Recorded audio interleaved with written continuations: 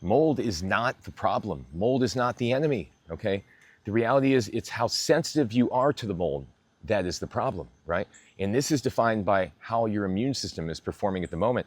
You could, for example, have a perfect gut health.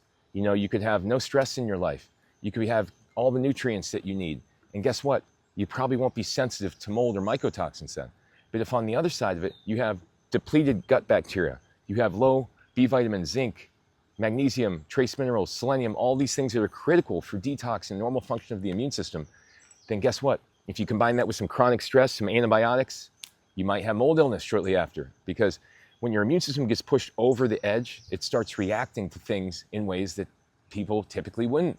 And this is the main point of this video, is that it's not about the mold. The mold's not the enemy.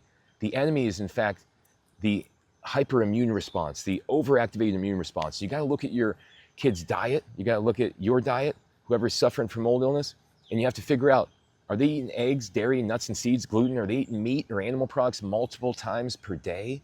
If they are, they could be compromising their detox system, their immune system, setting themselves up for an accumulation of these mold toxins, an accumulation of heavy metals, other types of toxins, which could cause liver stress, kidney stress, and set them up for mycotoxin illness. You know, you got to look at the diet. You got to also stay away from the chronic stress.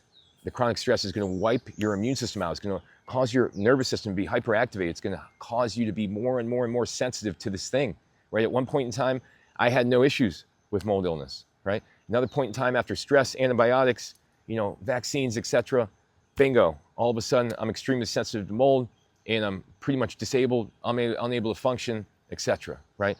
But the reality is I couldn't get better then until I got out of the mold, because I developed a sensitivity to it. My body had got pushed over the edge, right?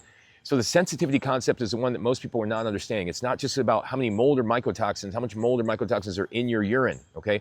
That is a really outdated way of looking at it.